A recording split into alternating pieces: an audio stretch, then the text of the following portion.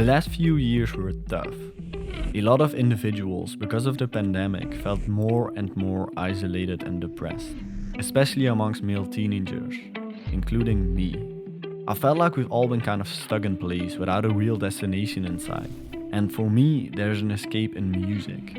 I've never really listened to emo-rap or hip-hop, but there was something about Juice WRLD that strung a note within me. So let's look into Jarad Anthony Juice WRLD Higgins. In 2018, Juice WRLD released his debut album Goodbye and Good Riddance. The album included hit singles like Lucid Dreams and All Girls Are the Same.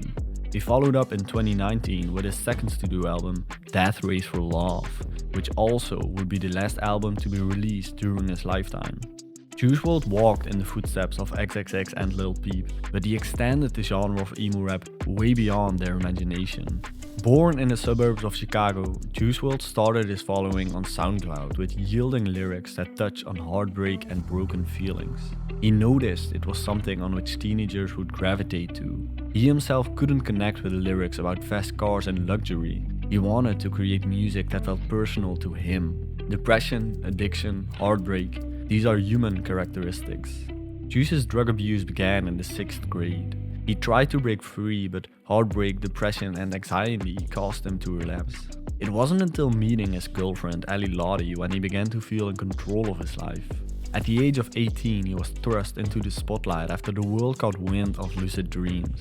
He got signed to a record label, skyrocketed to fame, released 2 Billboard-dominating albums and got imprinted on the hearts and minds of fans all around the world. It was a role he encapsulated on 2019's Empty, as he sang, "I was put here to lead the lost souls, exhale depression as the wind blows."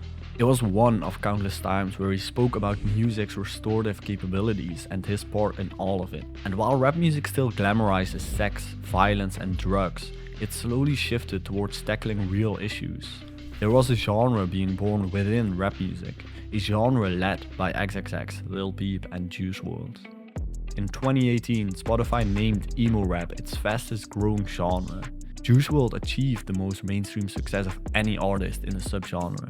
It was music focusing on every broken heart, every wounded feeling, and every lost soul. I feel like they should care about me because I care about them. Juice WRLD himself considered the emo label to be both negative and positive, as he felt music sometimes has to be a bit dark to reflect his belief that the world is not really a light or a happy place. He claimed he talked about things others are thinking but are afraid to speak about. While he was not the first to do so, his approach provided a sense of familiarity.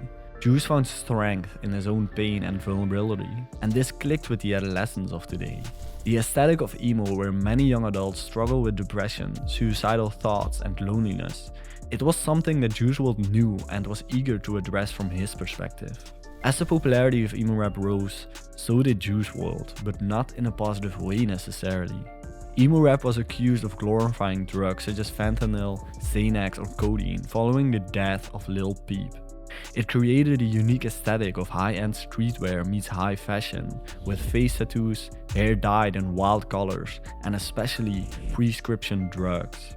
Most SoundCloud artists were young, usually under 21, and in embracing this aesthetic, they appealed to a crowd of peers who were themselves rebellious, but also vulnerable. It is a time where we are openly discussing depression, sexuality, and experimentation, and perhaps discussing personal drug use can cause a curiosity among a young crowd, but it can also prevent it. Addiction kills all, but you can overcome, Juice wrote. As emo-rap is still growing immensely, Juice's death, as well as XXX and Lil Peep, has possibly casted a permanent shadow on living their lifestyle. Juice WRLD's lyrical obsession with morbidity wasn't unique to him, but it now casts an eerie shadow on his passing. But regardless, a lot of labels still try to capitalize on this aesthetic, pushing many new artists to the front with similar lifestyles. And while the number of new up-and-coming artists will only increase in the future, Juice WRLD, XXX and Lil Peep will always be seen as the holy trinity of the emo-rap aesthetic. It's a gift and a curse, he explains when asked about the openness of his lyrics. I've become more of myself, not afraid to show people of who I really am. If you look into lyrics from Lean With Me, for example, it harbors a dark theme. It bears a strong fixation on addiction and contemplations of mortality. The song's lyrics are laced with references to narcotics and binging. They serve to impart on the consequences of substance abuse and overindulgence. Juice WRLD's vocal style veers on melancholic crooning. He leans into breaks of his voice to effectively convey strain. On some occasions he was able to record 10 songs per night. On other days he would stick with perfecting one track. It's really just something that I'm feeling my way through. It's always good to put thought into shit, but something's gonna come more from like a feeling and heart and the soul, less like the mind. Higgins' mother explained hope that her son's legacy would help others in their battles with addiction, saying, "Addiction knows no boundaries, and its impact goes beyond the person fighting it." We know that Jarad's legacy of love, joy, and emotional honesty will live on. Juice WRLD was part of a rising tide of hip-hop that has been increasingly embracing vulnerability over the past years.